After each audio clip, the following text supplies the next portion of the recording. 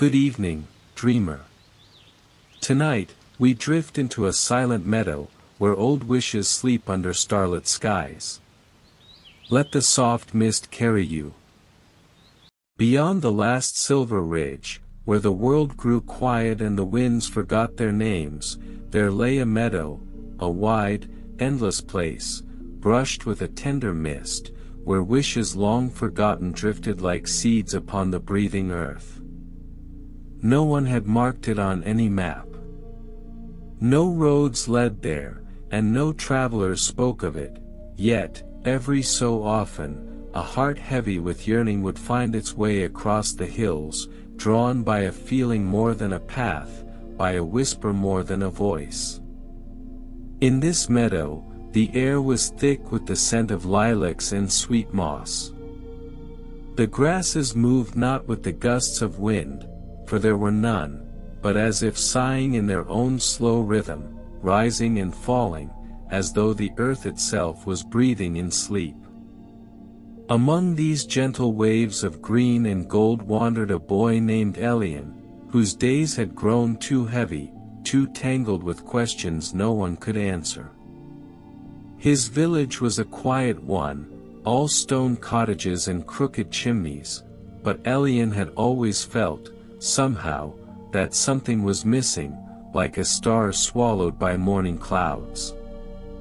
That evening, with the last of the pale sun clinging to the sky, Elian followed a silver-winged moth through the tall grass. He had no destination, only a feeling, soft as a memory, pulling at the corners of his heart. And so, he crossed the ridge, stepped into the mist, and was swallowed by the sleeping meadow. He did not see the delicate shapes that stirred in the air around him, tiny glowing orbs, slow as drifting snow, nor did he hear the faint music that trembled just beneath the stillness, as though the meadow itself was humming an old, forgotten lullaby. With every step, Elian felt lighter, as if each breath unfastened a knot he had not known was tied inside him. His worries, his questions, even his own name seemed to drift like mist from his shoulders, leaving only a soft ache, and a tender, growing peace. Above him, the first stars bloomed in the sky, slow, deliberate, as if the heavens themselves had forgotten how to rush. And in that vast, quiet moment, Elian whispered, without meaning to, a wish he had hidden away even from himself. The meadow listened. The meadow always listened. The deeper Elian wandered into the meadow, the softer the world became. The grasses grew taller here, their slender stems brushing his fingertips, their colors fading from gold to silver, from green to pale blue, as though the very breath of the earth was cooling into a dream. Tiny lights floated between the stalks, not insects, not stars fallen from the sky, but something older, something half-remembered, and they stirred around Elian in slow, playful circles. Ahead, where the mist grew thickest, something shimmered. A figure, no, a presence, graceful and unhurried, moved between the silver grass.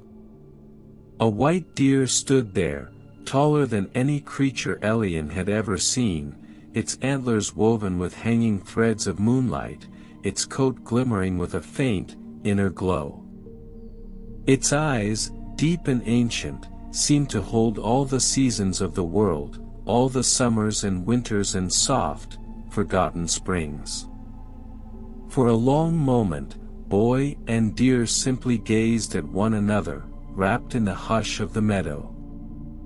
Then the deer turned, slow and silent as mist curling around stones, and began to walk, each step pressing no mark upon the earth, each movement a part of the dreaming stillness. Without thinking, Elian followed. They moved together through the waves of grass, past small pools of silver water where sleeping lilies floated, their petals trembling with dreams.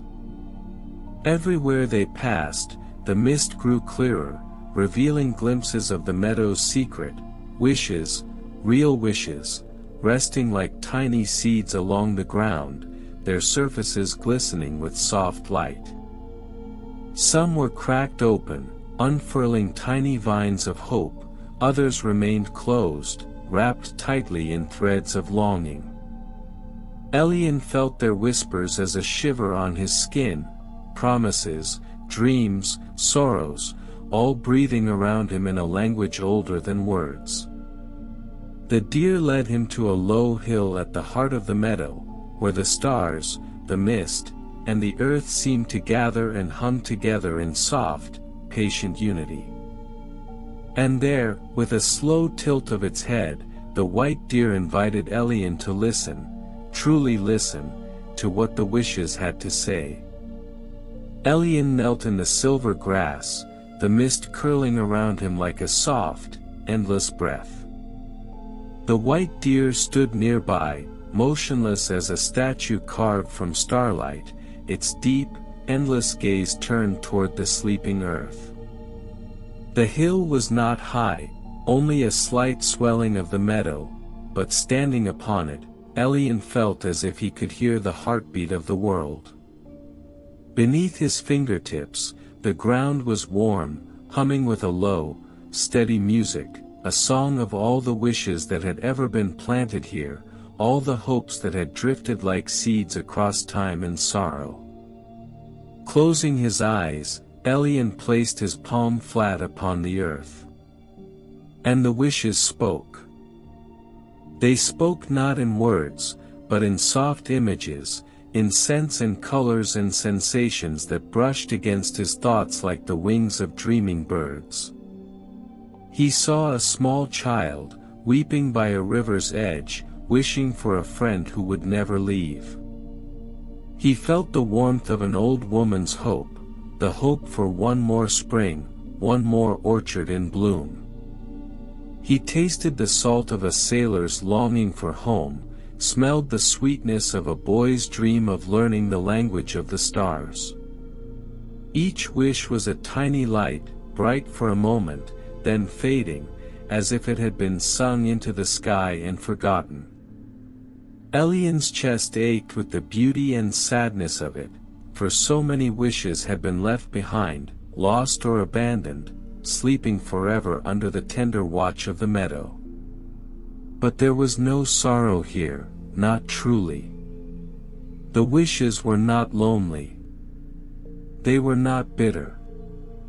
They slept peacefully, wrapped in the music of the earth, slowly becoming part of the soil, the mist, the stars. It was then that Elian understood, not all wishes were meant to be fulfilled. Some wishes were meant simply to exist, to flutter their brief wings against the great sky of longing, and then, quietly, tenderly, to rest. The white deer watched him with soft approval, as if it, too, had once been a wish, cradled by the meadow and woven into its timeless dream. And somewhere, deep within Elian's heart, something softened, something uncurled, and began to breathe. The white deer began to move once more, slow and unhurried, its hooves barely brushing the soft grasses, leaving no trail, as though it walked not upon earth, but upon memory itself. Elian rose from the hill, feeling as though he had woken from a deeper sleep, one older and quieter than dreams. Without a word, without a thought, he followed the deer again, his feet finding the way as if the path had always been waiting for him. They wandered past pools of still water, where the stars gazed at themselves with quiet wonder, past trees with bark like folded velvet, their branches cradling nests of tiny, glowing birds, asleep and breathing softly. Everywhere, the meadow pulsed with a slow, living light, not bright, not blinding, but gentle, like the warm heart of a lantern seen through fog. Elian noticed now that the mist shifted around them, not blindly, but with purpose. It moved to reveal things: a small stone with a crack shaped like a smile, a patch of silver moss that whispered when touched, a circle of mushrooms where invisible dancers had once turned in slow, endless spirals. The meadow was alive with forgotten paths, woven together like a tapestry, and Elian walked at the weaving edge of it, where every breath was a choice, every step a soft question to the earth. The deer led him toward a new place, deeper still, where the mist thickened once more, not heavy, not suffocating, but tender, like a mother's hand over a child's eyes before a surprise. And beyond that veil, something waited. Not with impatience, not with fear, but with the timeless patience of one who knows that everything, in the end, will find its way home.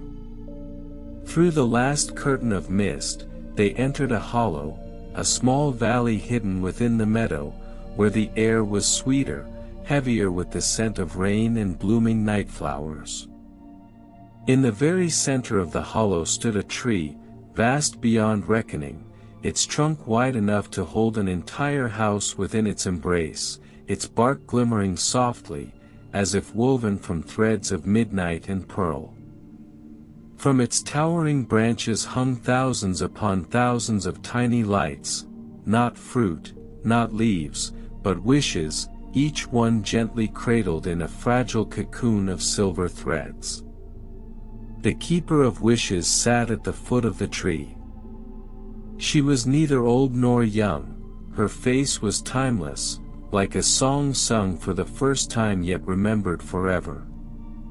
Her hair flowed over her shoulders like a river of stars, and her robe shimmered with the colors of lost evenings, forgotten laughter, and dreams that had once touched the edge of waking. She sat silently, weaving and unweaving strands of light between her fingers, mending broken wishes, tucking sleeping ones more deeply into the shelter of the tree. When Elian and the white deer approached, she looked up and smiled, a smile so soft, so full of knowing, that Elian felt tears rise to his eyes without understanding why. "Welcome," she said, though her voice was quieter than any word, more like the brushing of petals against the skin. "You have come far," her gaze said. "Farther than most." The white deer bowed its head, a movement slow and graceful, and without a sound, it melted into the mist, its task, for now, complete. Elian stood alone before the keeper, his heart trembling like a leaf caught in a gentle breeze. He did not know what he had come to find. He only knew, somehow, that whatever waited here, it had been waiting not just for him, but for the soft, secret place within him he had almost forgotten. The keeper rose from her place beside the ancient tree, and with a movement like drifting mist, she beckoned Elian to follow. Together, they stepped into the roots, for the tree was hollow at its heart, a great cathedral of wood and starlight. Inside, the air was cool and sweet, thick with the scent of sap and distant rain. Threads of silver, gold, and deep violet hung from the ceiling like the strands of a sleeping spider's web, swaying ever so slightly, though there was no breeze. In the very center of this glowing cavern stood a loom, vast and delicate, carved from the bones of the earth itself, strung with threads finer than hair, trembling at the mere passing of thought. The keeper approached the loom with reverence, her fingertips barely grazing the shimmering strands. And as she touched them, they sang, not loud, not sharp, but a soft, rippling song, like a lullaby remembered through the folds of time. Elian watched, heart full to bursting, as she wove. Each thread she touched responded with a light, a color, a scent, a memory, a hope, a forgotten sigh. Wishes, it seemed, were not merely planted in the meadow, they were also woven into the very fabric of the world, a tapestry so vast and delicate that none could see its shape but those who knew how to listen. The keeper wove a tiny section, a circle of stars, a handful of river stones, a single tear caught upon a feather, and then paused, looking at Elian with eyes that held a question, silent and tender. Without speaking, she offered him the shuttle, the simple tool of weaving. It rested in her hands like a bird, waiting to be set free. Elian hesitated. His hands trembled. What could he, a simple boy with no great wisdom, no great strength, possibly add to the great weaving of the world? Yet the keeper only smiled, the corners of her eyes crinkling with a kindness deeper than oceans, older than the stars. Gently, Elian reached out, and took the shuttle. And the loom hummed in welcome. The shuttle was warm in Elian's hand, as though it carried the memory of every dream that had ever been spun through it. It pulsed gently, like a heart, inviting him to begin. He stood before the loom, breath shallow, afraid to disturb the perfect, glistening pattern, afraid to tangle the beauty so carefully, patiently woven over ages uncounted. The keeper stood nearby, silent, her presence a steady comfort, like the shadow of a tree on a summer's day. Elian closed his eyes. And he thought, not of grand things, not of triumphs or riches or dazzling discoveries. He thought of quiet evenings by the fire, the soft laugh of his sister chasing fireflies in the fields. He thought of his mother's bread, warm from the oven, filling the little stone house with the smell of love. He thought of the old oak at the edge of the village, where he had hidden once, afraid, and how the branches had creaked around him like a sheltering lullaby. He thought of small, precious things, things easily lost, yet never truly forgotten. And from that tender place in his heart, a thread appeared. Not golden, not silver, not dazzling in any way, but soft and blue, like the edge of twilight, like the hush between two breaths. Elian slipped the shuttle into the loom, guided the thread through the trembling warp, and began to weave. The loom accepted his offering with a soft, rising sigh, a sound so full of peace, of welcome, that Elian felt a tear slip down his cheek. In that moment, he understood, every heart had a thread to offer. Every soul carried a piece of the great tapestry, even if they never knew it. The meadow did not ask for greatness. It asked only for truth, for gentleness, for the small, steady light each being carried, even when they thought it had long since flickered out.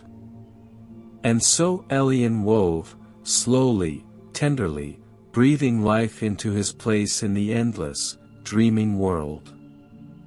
When Elian finished weaving his thread, he stepped back, heart fluttering like the wings of a night moth. Before him, the tapestry shimmered, his thread, though small, wove through the vast design like a river threading through the valleys, a color so soft and quiet that it seemed, for a moment, almost invisible. Yet without it, the pattern would have broken. Without it, the song of the loom would have faltered, the music losing a note forever. The keeper approached, her bare feet making no sound upon the earth, her robe trailing starlight in its wake. She placed her hand lightly upon Elian's shoulder, and for a breathless instant, he felt the whole meadow pulse around him, the sleeping wishes, the misty pools, the slow hum of growing things, the deep and steady heart of the world. "You have given," said the touch, the glance, the soft, unspoken words between them, and so, you have become part of the weaving. From the folds of her sleeve, the keeper drew out a small object, a seed, round and pale as a pearl, cradled in a tiny nest of silver fibers. She held it out to Elian with both hands, her eyes shining with something deeper than gratitude, something like trust. "This," her gaze seemed to say, "is yours now. It is the shape of your wish, your true wish, even if you do not yet know its name." Elian cupped the seed in his palms, marveling at its weightlessness, its quiet warmth. The keeper smiled once more, and then, like mist before the morning sun, she faded. First her robe, then her hair, then her hands, until all that remained was the faintest scent of rain, and the lingering feeling of a blessing. Elian stood alone beneath the great tree, the tiny seed resting against his heart, the loom still humming its slow, endless song behind him. Outside, the mist began to part, revealing a path, not the way he had come, but a new road, leading deeper into the soft, unfolding night.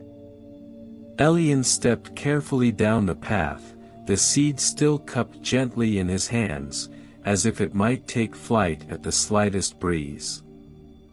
The meadow opened before him, wide, endless, filled with soft hills and sleeping pools, and above it, the sky unfurled like a great velvet sail, speckled with 1,000 slow-burning stars. As he walked, he began to notice something, a stirring, a shifting among the grasses. Tiny lights, here and there, began to rise from the ground, floating upward like dandelion seeds caught in an invisible breeze. They were the wishes, ancient and new, cracked and whole, lifting into the sky, each carrying its story, its longing, its music into the vastness beyond. Some rose swiftly, like laughter. Others drifted slowly, thoughtfully, like the final breath of a lullaby. Elian stood still, awash in the glow of their ascent. He watched a wish shaped like a golden fish spiral upward, leaving a trail of soft blue sparks. He watched a wish shaped like a sleeping cat curl itself into a wisp of cloud and vanish among the stars. He saw a wish shaped like a boat, tiny and perfect, sailing away across an unseen sea of sky. Each one lifted without fear, without sadness, for here, at the edge of the meadow, wishes did not fail or fall. They simply rose, carrying their gentle hopes into a place beyond sight, beyond sorrow.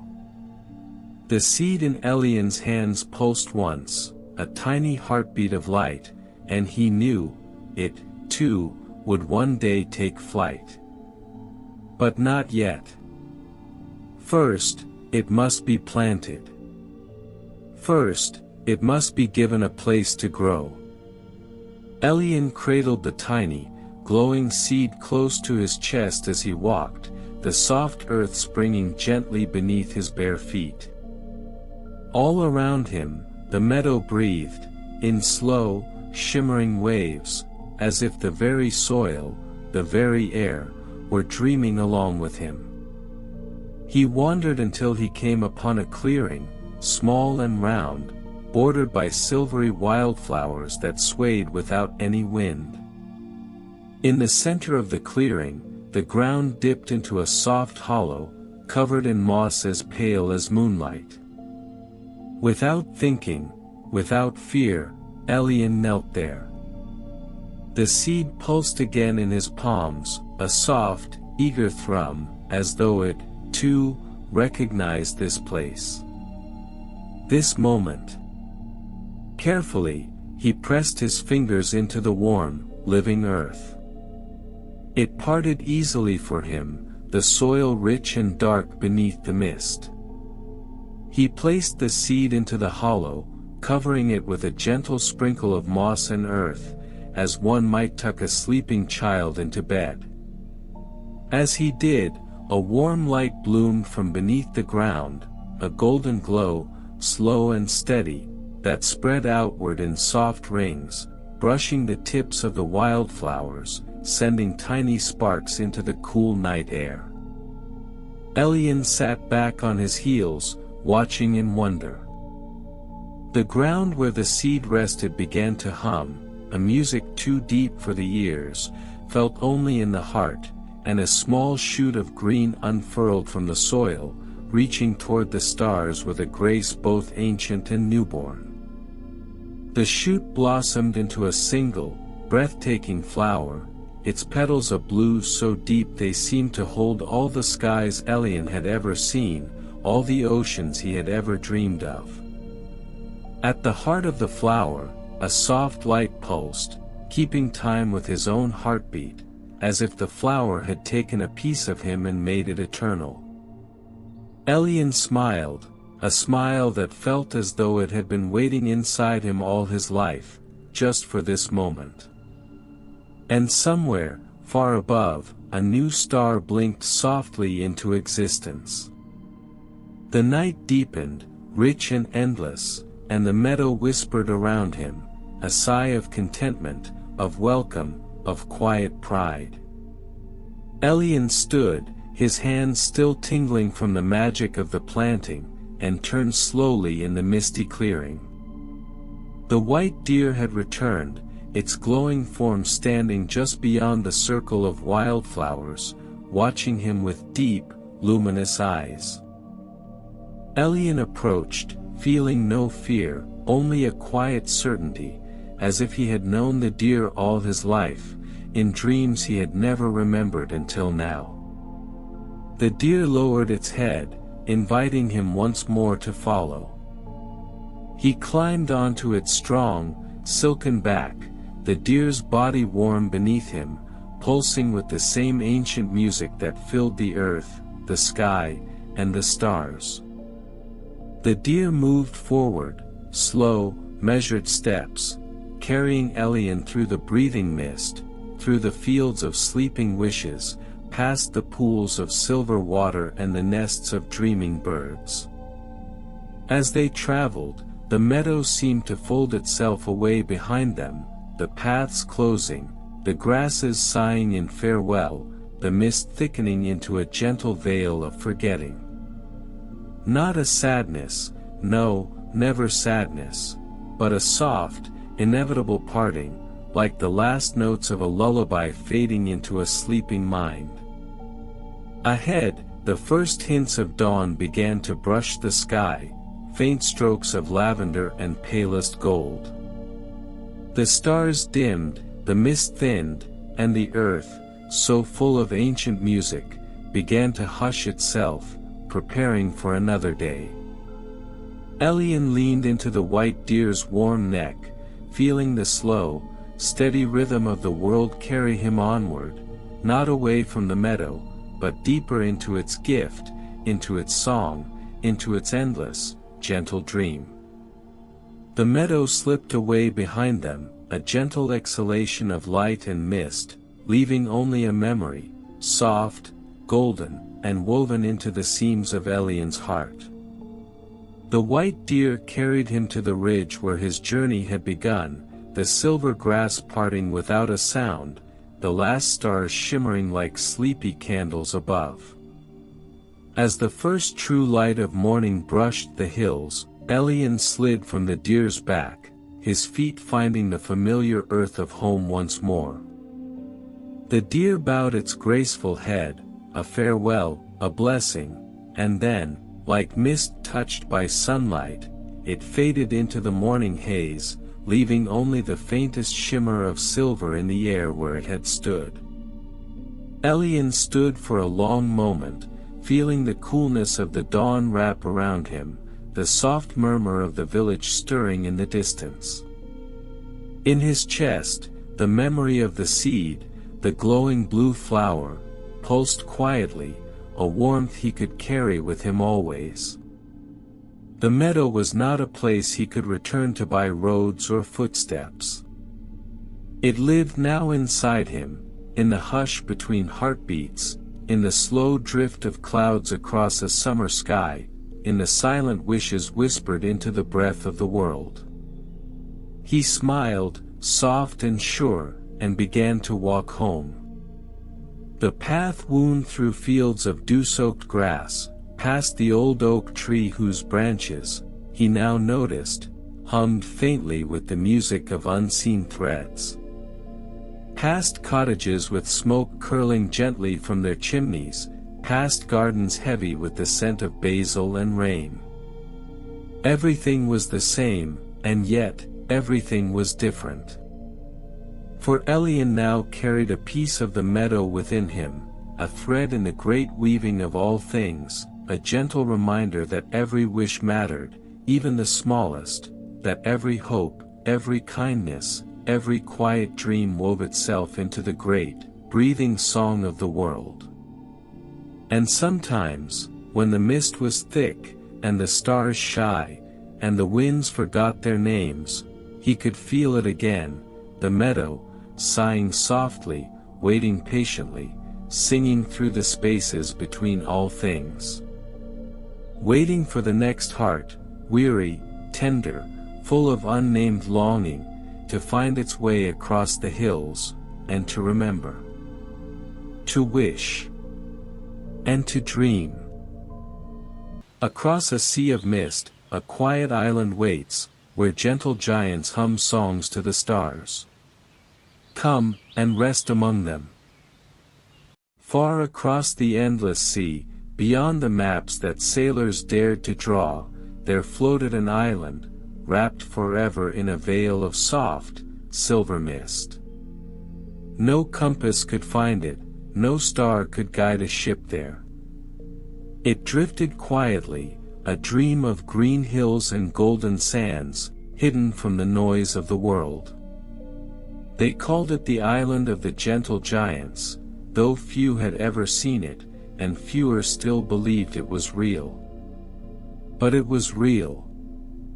Oh, it was. There, upon wide, velvet meadows, lived beings of great height and great heart, giants who moved with the patience of tides, whose hands shaped gardens in the air, whose songs brushed the clouds into slow, swirling dances. Their world was slow. It was quiet. It was kind. In the mornings, they painted the skies with wide strokes of light, soft rose and palest blue, using brushes woven from the feathers of seabirds. In the afternoons, they tended their floating gardens, baskets of herbs and blossoms that drifted above the earth, carried by invisible currents, trailing perfumes that made even the rocks sigh in delight. And in the evenings, they sat together on great, smooth stones by the shore, humming songs so low and deep that the whales far beneath the sea would rise and circle the island, singing back their ancient answers. It was a place untouched by hurry, by sorrow, by all the sharp things that trouble a waking world. And so, when the little boat, no bigger than a cradle, came drifting through the mist one soft, silent dawn, it was to the gentle giants that it came. Inside the boat, wrapped in a faded cloak, was someone small, someone lost, someone who had not known they were searching, until they arrived. The boat touched the sand without a sound, a kiss of wood against the sleeping beach. From the mist stepped a giant, her hair woven with wildflowers, her robe stitched with patterns of waves and vines. Her footsteps, though large, were weightless, they left no scar upon the earth. She leaned down, her great hand cupping the tiny vessel with infinite care, as if it were a fragile egg cradled by the sea. Inside, Curled like a sleeping kitten, was a child, their hair tangled with salt, their cheeks smudged with the soft stains of old tears. The giantess smiled, a slow, blooming smile, full of warmth, full of wonder. She spoke no word, for words were not needed here. Instead, she hummed, a low, golden sound that wrapped itself around the child like a warm, invisible quilt. At the touch of the music, the child stirred, blinking up into a face so vast, so kind, that all fear fell away like a worn-out cloak. The giantess lifted the child carefully into her palm, tucking the little one against her shoulder, just where the heartbeat was loudest and slowest and most sure. And so, without questions, without rush, without a single sharp edge to their meeting, the child came to the island of the gentle giants, borne upon a mist that carried lost things not to endings, but to beginnings. The other giants gathered along the beach, their forms rising from the mist like great trees made of silk and stone. They smiled too, their deep eyes shining with a soft, ancient light, a welcome, not noisy or grand, but steady and true. Above them, the mist began to lift, just a little, enough for the first threads of golden sunlight to weave themselves into the hair of the giants, into the small curls of the child, into the gentle breathing of the island itself. The day, and the child's new life, had begun.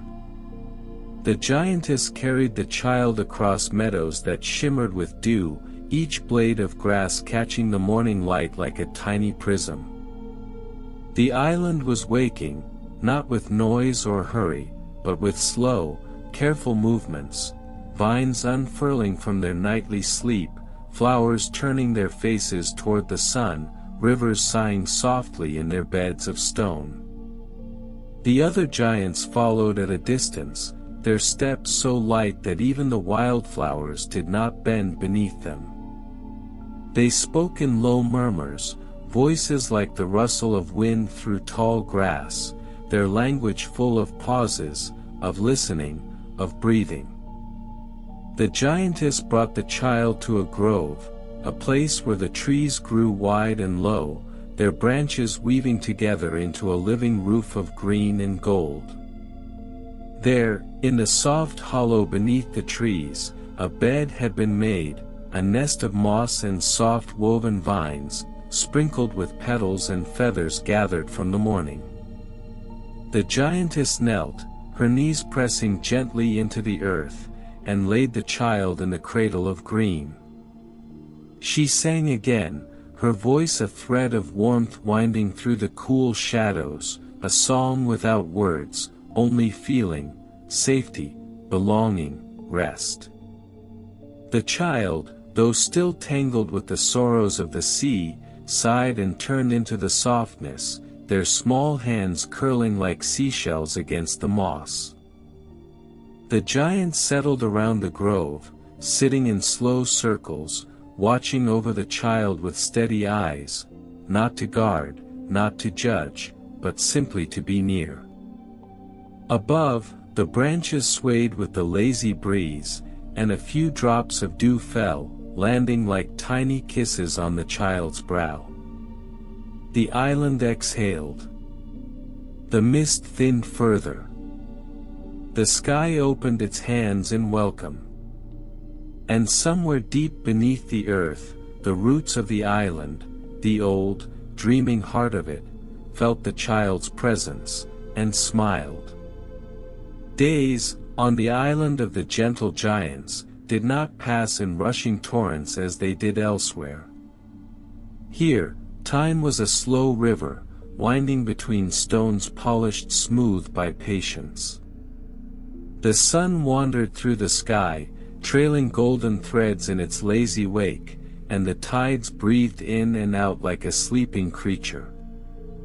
The child grew stronger, day by day, in the cradle of the grove. The giants taught, not through speaking, but through showing, through the steady example of lives lived without haste, without harshness, without the sharp corners that so often bruise tender hearts. They taught the child how to listen to the language of leaves, how to watch the way clouds told stories across the sky. They showed how to weave baskets from the grasses that grew by the silver streams, and how to gather the drifting seeds that floated like tiny boats across the meadows. When the child laughed, a small, bright sound, like the chime of a hidden bell, the giants would smile, slow and wide, as if each laugh were a blossom opening somewhere deep inside them. When the child cried, for the sadness did not vanish all at once, but ebbed and flowed like the tides, they would hum, weaving their deep, wordless songs into the very air, until the tears dried quietly and the heart found its way back to peace. There was no rush here, no pushing forward. Everything grew at its own pace, in its own time, following the ancient, invisible music of the island. And so, little by little, without even realizing it, the child's heart began to heal, not by forgetting sorrow, but by letting it find its place among the other small, beautiful things. Among laughter. Among wonder. Among dreams. One afternoon, when the sun was a sleepy golden eye behind the mist, the giantess with the flower-woven hair led the child down a narrow path, where the cliffs fell away into the arms of the ocean. There, rising above the waves like a great hand holding treasures, floated a garden, a true garden, suspended in the air by threads so fine they were almost invisible, spun from the silk of ancient sea spiders and the breath of sleeping winds.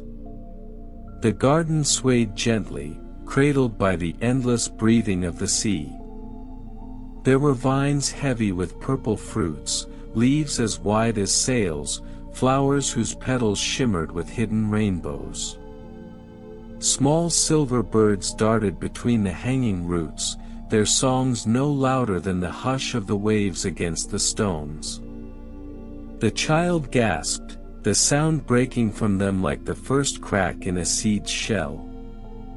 The giantess knelt, her knees folding into the earth, and held out her hand, an invitation. Carefully, the child stepped into the great palm, and the giantess lifted them, light as a feather, onto the lowest edge of the floating garden. There, among the sweet, rich scents of blossoms and the endless blue breathing of the sea, the child learned a new kind of trust, the trust of stepping onto something that seemed too delicate, too magical to hold their weight, yet did. The garden swayed, gentle and sure, under their small feet. The giantess hummed, a slow, grounding song, as the child explored, touching the warm skin of the vines, letting petals brush their cheeks, tasting the tiny golden berries that burst on the tongue like drops of sunlight. Above, the mist curled around the garden like a shawl, soft and cool and welcoming. Below, the sea sighed and dreamed.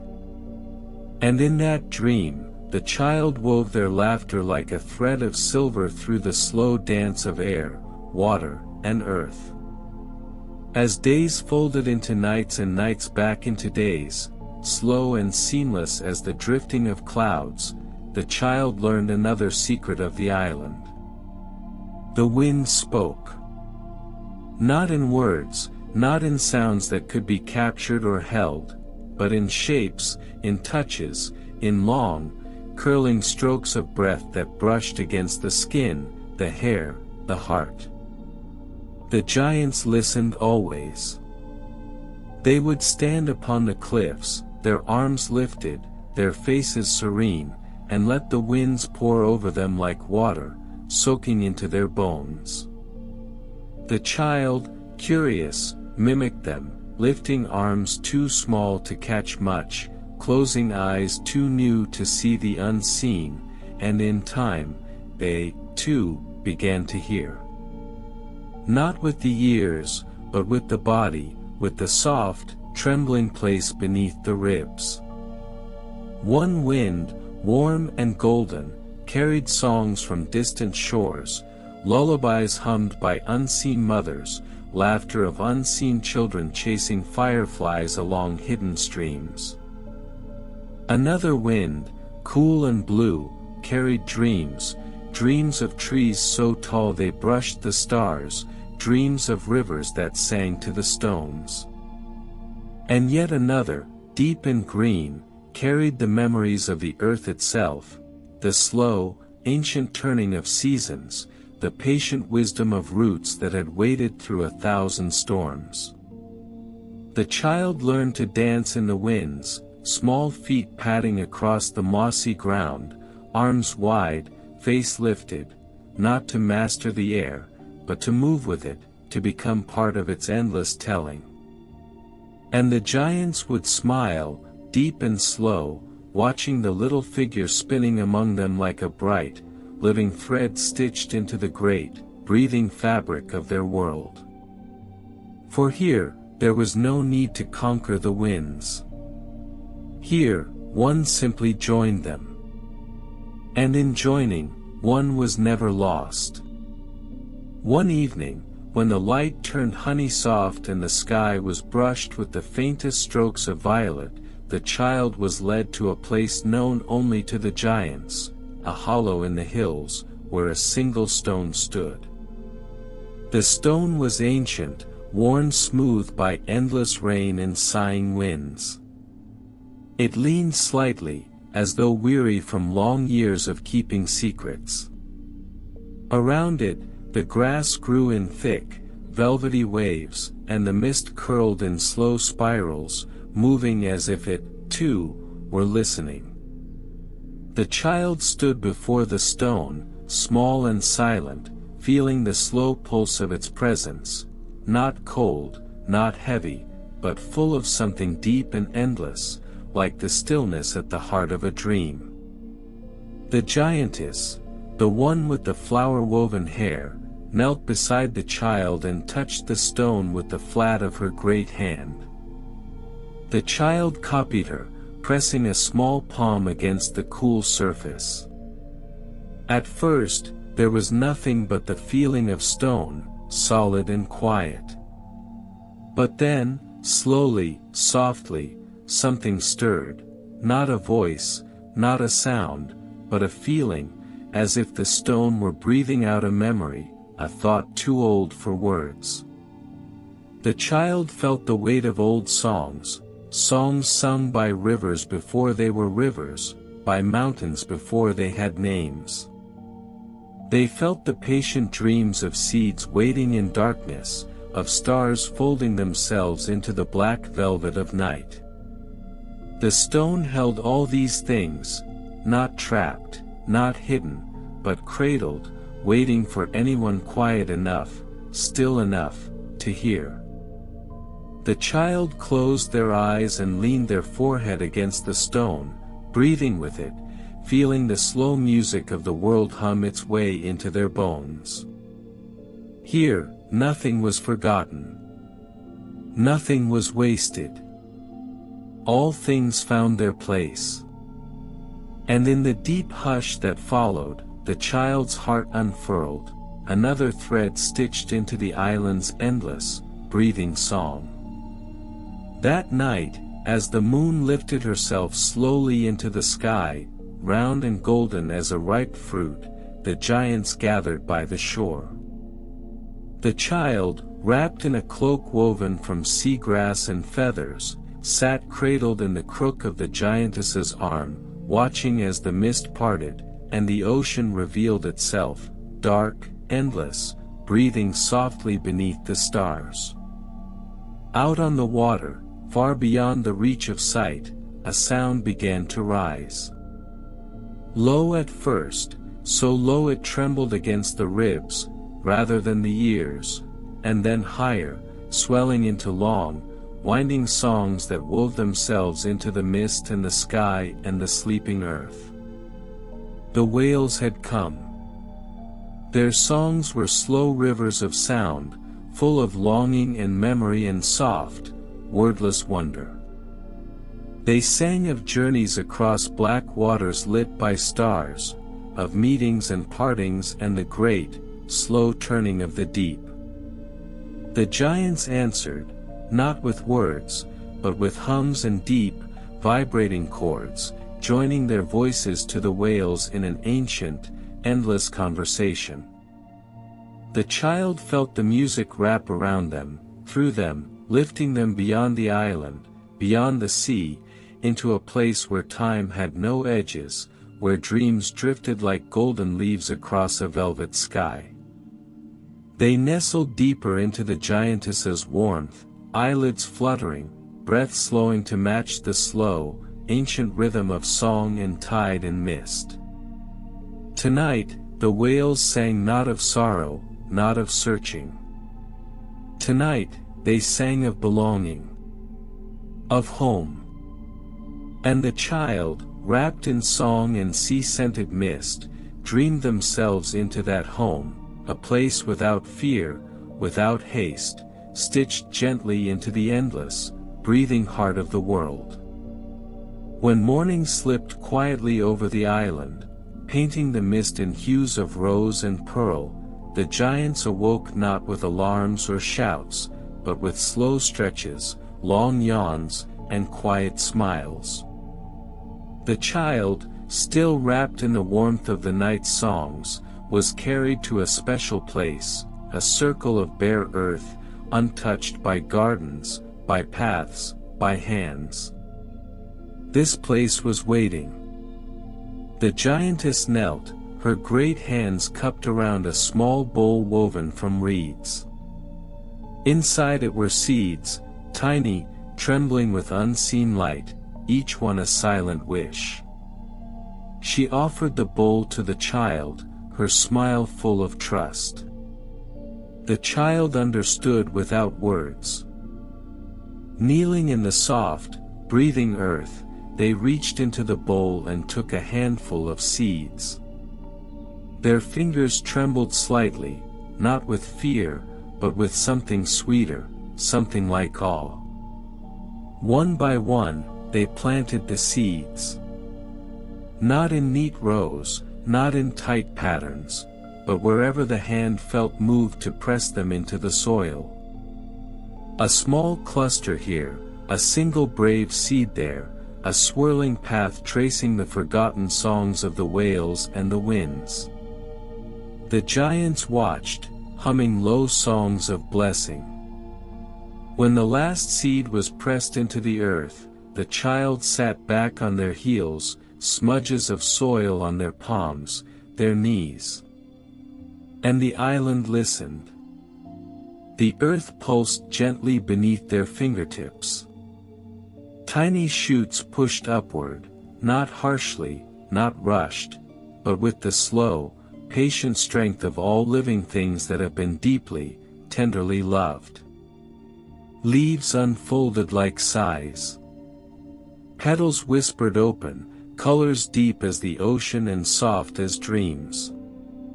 Vines stretched upward, weaving into slow, spiraling dances.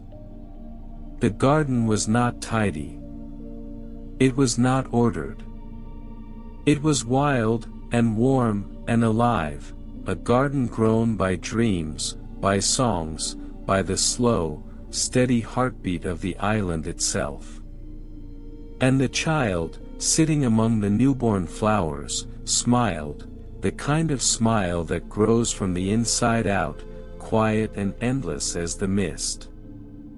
As evening draped the sky in violet and silver once again, the giants gathered for a celebration, one as old as the island itself. They carried great baskets filled with soft, glowing orbs, lanterns made from the petals of moonflowers, stitched together with threads of spider silk and filled with the gentle breath of the sleeping winds. Each lantern held a wish, Not a sharp wish, not a desperate one, but a soft, rippling hope, the kind that grows slowly, like moss over stone. The child was given their own lantern, a small, round one, pale as milk and trembling slightly in their hands. The giantess knelt beside them, her voice a whisper of warmth against the cool hush of the evening. She placed a fingertip over her heart, then over the lantern, a simple gesture, full of meaning. A wish. A breath. A letting go. The child closed their eyes. They thought not of sorrow, not of loss, but of the slow unfurling of a vine, the sound of a whale's song, the feeling of mist curling around bare ankles. And into the lantern, they breathed. The giants did the same, filling their lanterns with their slow, endless dreams.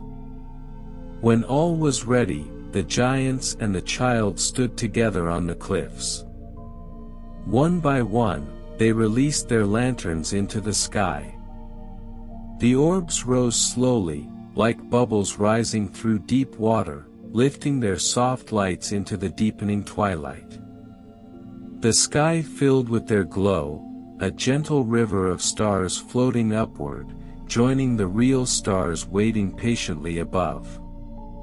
The child watched their lantern drift higher and higher, until it became a single point of light, stitched forever into the vast, breathing tapestry of the night. The night deepened around the island, thick with the scent of salt and blooming night flowers. The lanterns rose higher and higher, until they melted into the stars, until they were no longer separate from the sky, but part of it, stitched into its endless, dreaming fabric. The child, cradled once more in the giantess's warm, steady arms, watched until their eyes grew heavy with wonder. It would have been enough, that night, simply to rest in the cradle of mist and song, to be held without question, without fear. But the giants, keepers of slow magic, had one last gift to offer. From behind the circle of watchers, the oldest of the giants, taller and broader than the great cliffs themselves, stepped forward, carrying something wrapped in folds of silken moss. He knelt, slow as the turning of seasons, and placed the bundle gently before the child. Inside was a robe, woven from the mist itself, threaded with the colors of sunrise and the dark hush of deep waters. It shimmered faintly in the starlight, humming with a soft life of its own. The giantess helped the child into the robe, wrapping it around their small body. It fit perfectly, not too loose, not too tight, as though it had been woven from the child's very dreams. Around the edges of the fabric, tiny, ancient runes were stitched, blessings of belonging, of growing slowly, of remembering the old, patient songs of the world. The robe was not a gift of departure. It was a gift of becoming. The child was no longer just a visitor. They were part of the island now, part of the mist, the songs, the endless slow breathing of the earth. The giants smiled, their deep, endless eyes full of quiet joy, as the child wrapped themselves in the soft hum of belonging. When dawn finally brushed her gentle fingers across the sky, the mist gathered itself once more, not thick and hiding, but thin and shining, like a veil woven from morning. The child stood on the cliffs, wrapped in the mist robe, the giantess at their side, her hand resting in silent blessing atop the child's head. They would not leave, not truly. The island was not a place one could leave behind. It lived now inside the child's chest, in the slow turning of their heart, in the deep places where dreams took root and sang in silence. Perhaps, one day, the child would drift back across the sea, carried by tides of time and change. Perhaps, like the lanterns, they would find their way to distant shores. But the island of the gentle giants would always be with them, in the way they listened to the wind, in the way they grew gardens of hope with patient hands, in the way they lifted others with smiles that needed no words. The child turned, looking out across the endless blue, and for a long, still moment, breathed in all the slow, rich music of the island, the salt, the stone, the soft song of unseen whales beneath the waking sea.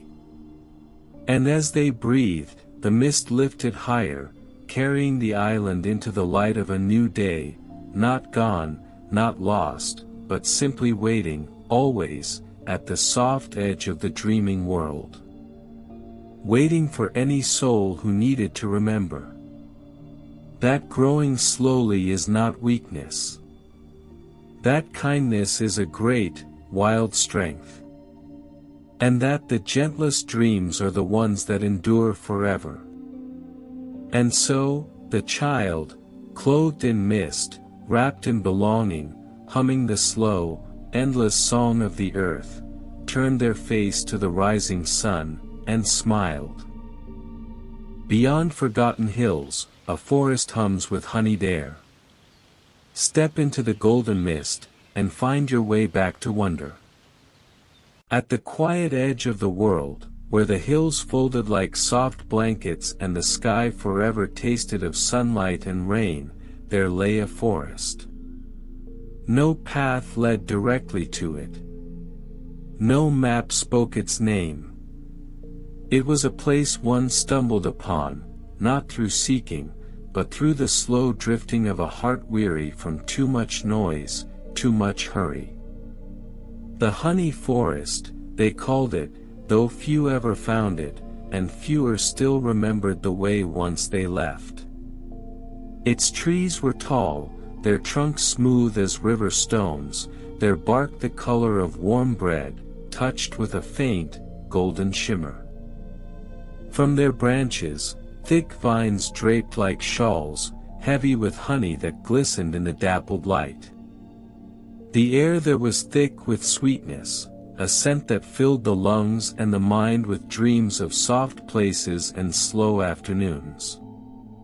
Bees hummed lazily through the golden mist, not in frantic loops as bees elsewhere do, but in long, slow spirals, as if they danced to a song only the forest could sing. Birds with feathers of moss and sunlight perched among the branches, their songs no louder than a sigh. Tiny streams wandered through the undergrowth, their waters thick with the scent of blossoms, their surfaces broken by sleeping lily pads the size of dinner plates. And in this forest, among the humming trees and the golden pools, wandered a traveler, a young herbalist, with a heart worn thin from too many roads, too many stones pressed into their feet. The traveler had not meant to find the honey forest. They had only meant to rest, to close their eyes beneath a tree, just for a moment, and when they opened them again, the world had changed. The forest was waiting, breathing, singing. And the air tasted like promises made long ago, forgotten by waking minds, but remembered still by the dreaming earth. The traveler, whose name was Celian, though they had not heard it spoken with kindness for many moons, stepped deeper into the honey forest, their boots sinking slightly into the soft, mossy ground. Above them, the canopy stretched like a cathedral roof, stitched together from branches heavy with golden vines and drifting curtains of sweet mist. Light filtered through the leaves in lazy shafts, catching the slow fall of pollen and the lazy drift of bees, making the very air seem to sparkle, to pulse with a living rhythm. Celian reached out, brushing their fingertips against a low-hanging vine. It was warm to the touch, and when their fingers came away, they glistened, not sticky, but soft, coated in a thin, golden sweetness that smelled of clover and fresh rain. They tasted it, hesitantly. It was honey, yes, but not like any honey they had known. This honey tasted of memories, of fields full of wildflowers under endless skies, of laughter drifting across riverbanks, of hands held quietly beneath the trees. A sigh escaped Celian's lips, unbidden.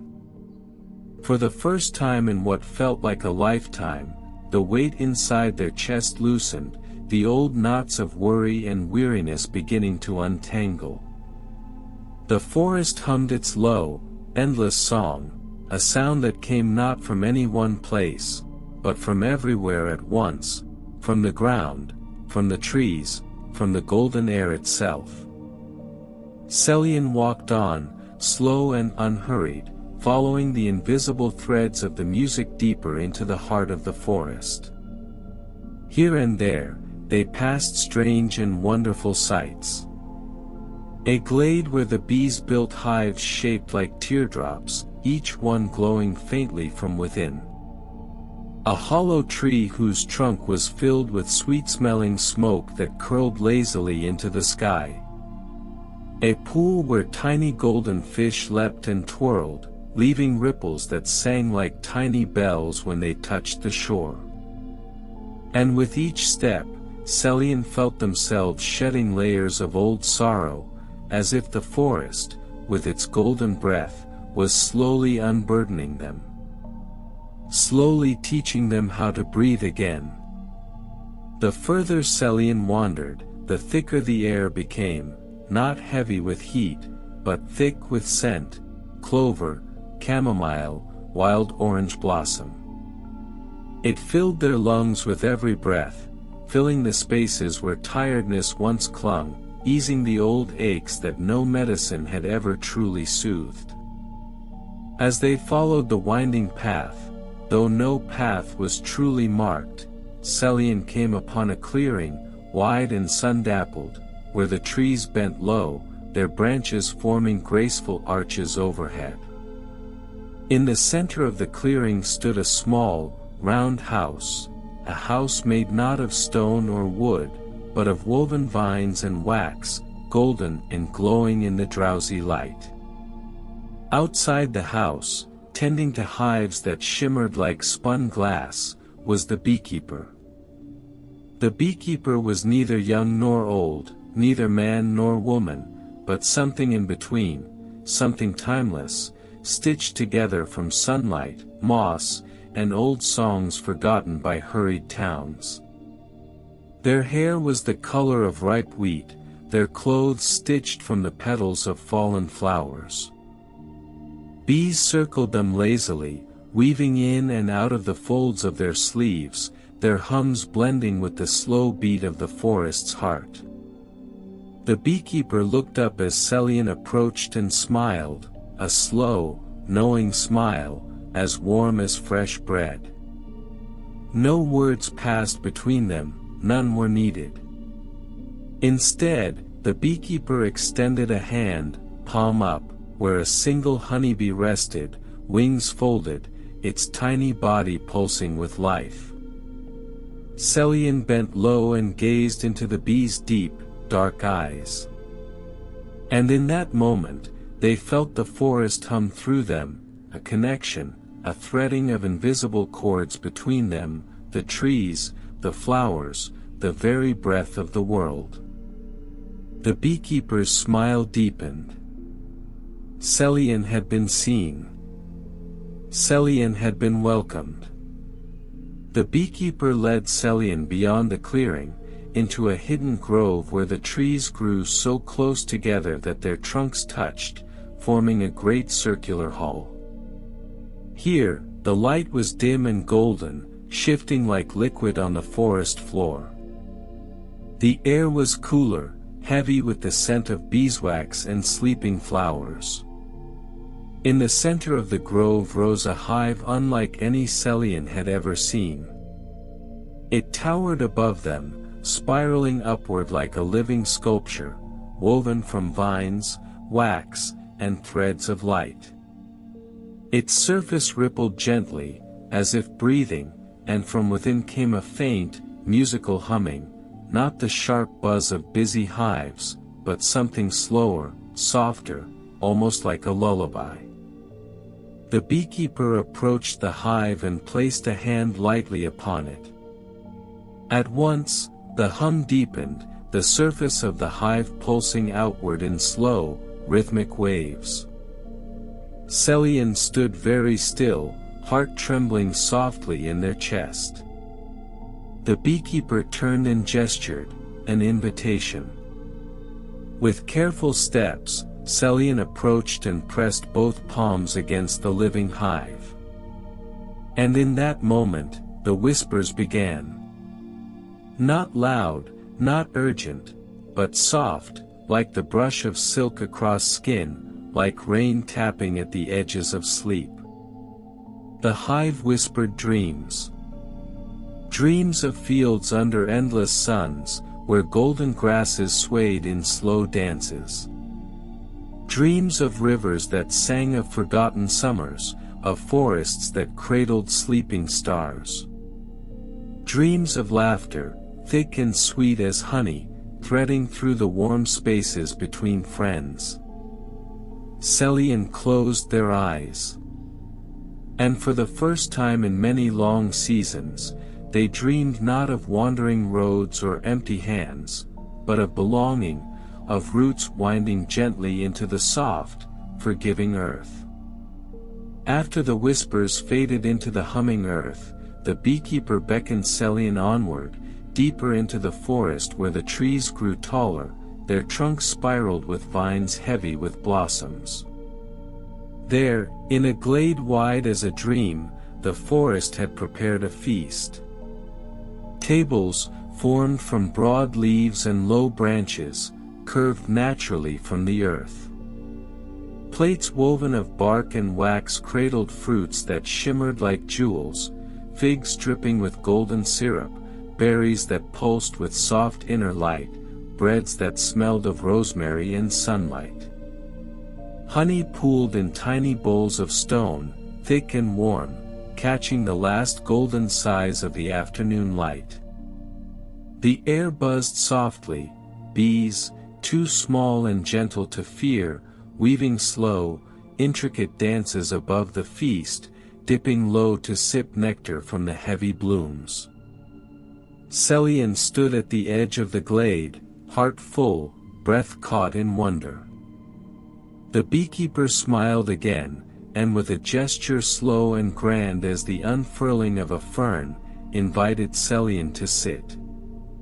Celian lowered themselves onto a cushion of moss and petals, feeling the deep softness of the earth welcome them as an old friend might. The food was unlike anything they had ever tasted, sweet, yes, but layered with flavors of memory and dream. The crispness of early morning mist. The heavy warmth of midsummer twilight.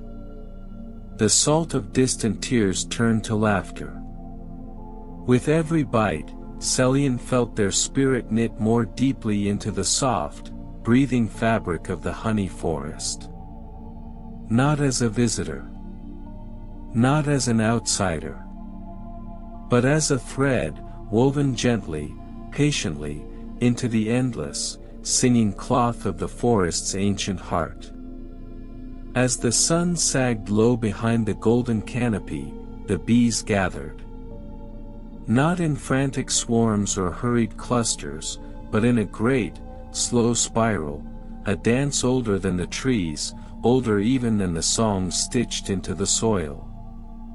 They moved together above the glade, spinning wide, lazy circles that shimmered with golden light, each beat of their wings weaving a tapestry of sound and color across the velvet evening sky. Celian watched, breathless, as the spiral grew wider, then narrower, then wider again, a pulsing heartbeat of movement and song. The beekeeper rose and joined the dance, not flying but walking among the bees, their arms lifted, their hands moving slowly through the thick, humming air. Celian stood, heart pounding with a gentle, aching wonder, and stepped forward too. The bees did not flee. They did not sting.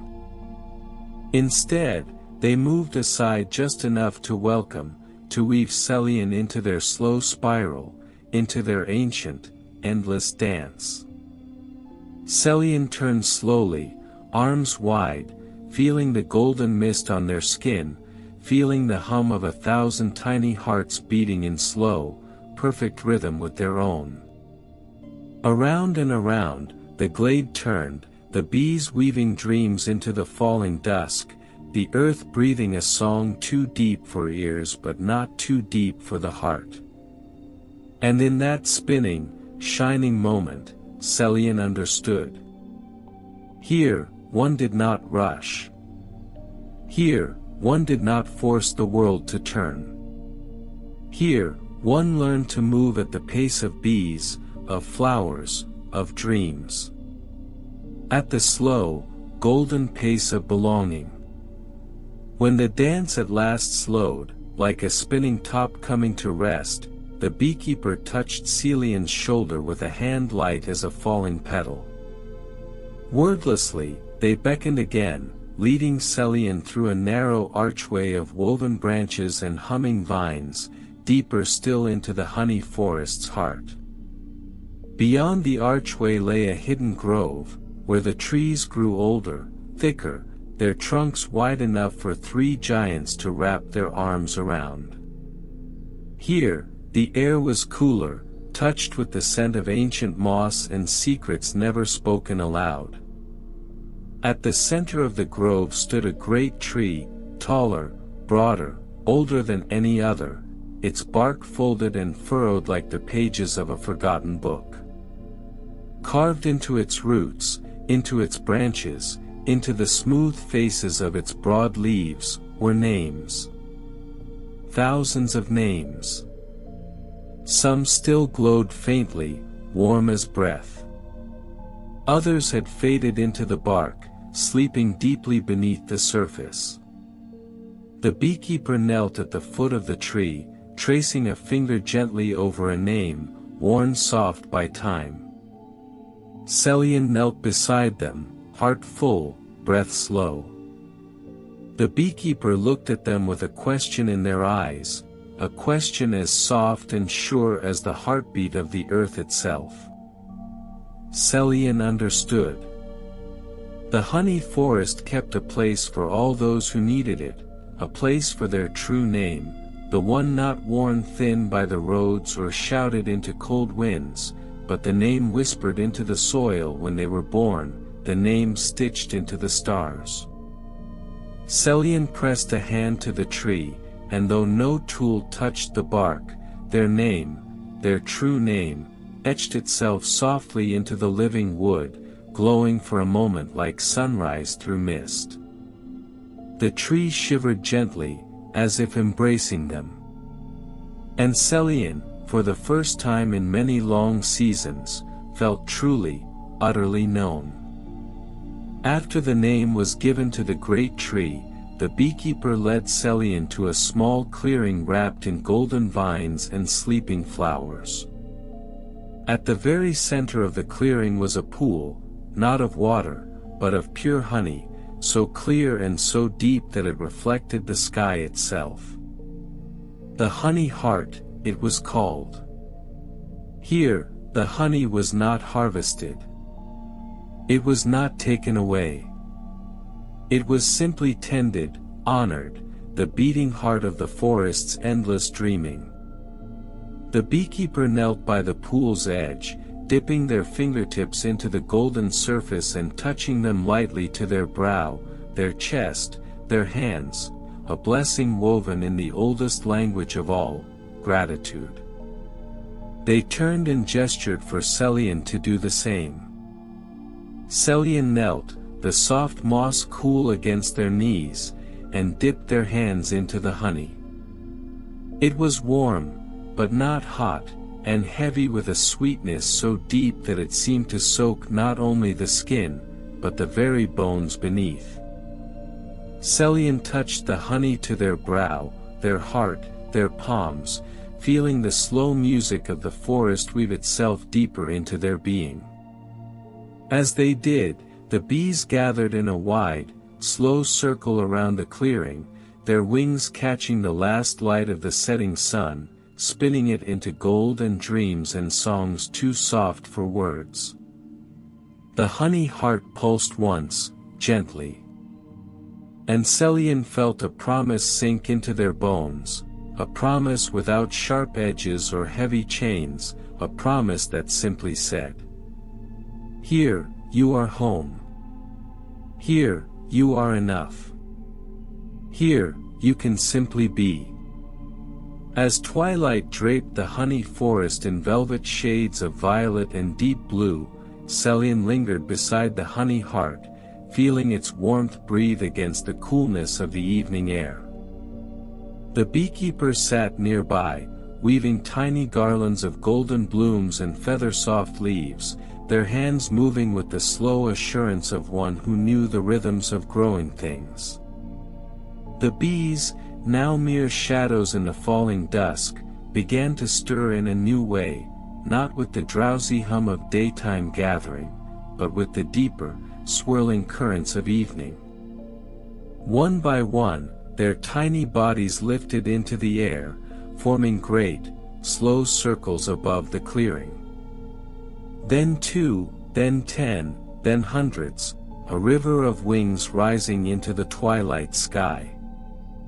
Celian watched in silent wonder as the bees formed patterns, great blooming spirals and drifting constellations, stitching their flight into the fabric of the evening. It was not a dance of work, of duty. It was a dance of celebration. A welcoming of the night. A praise song for the golden heart of their home. The beekeeper stood, the garlands slung over one arm, and gently placed one around Celian's neck. The petals brushed their skin like blessings, sweet and cool and filled with the scent of honey and earth and distant rain. Together, the beekeeper and Celian lifted their faces to the sky, letting the thousand wings brush the air around them, weaving them both into the great, slow joy of the forest. The stars began to blink open, slow and soft, as if stirred from slumber by the music of wings. And in the hush between heartbeats, Celian understood. The forest was not only a place. It was a living song, a slow, endless hymn sung by bees, by trees, by the very breath of the world. Later, when the stars had clothed the sky in silken darkness, Celian was led to a place prepared for sleep, not a house, not a room, but a nest woven from the living arms of the forest itself. Vines formed soft walls, cradling beds of moss and sweet petals, canopied with drifting veils of flowering mist. The air was cool and sweet, touched with the scent of lavender and warm earth, the hum of distant wings still murmuring like a lullaby at the edge of hearing. Celian curled into the nest, the garland of golden flowers still warm around their throat. The beekeeper sat nearby, silent, a presence as steady and soft as the earth itself. No words were spoken. The stars whispered through the open roof of branches, telling stories too slow for daytime minds, stories of roots older than mountains, of rivers that remembered every step of their winding ways, of seeds that dreamed patiently through 1,000 winters before they bloomed. Celian's body softened into the moss, each breath slowing, deepening, weaving itself into the slow rhythm of the forest.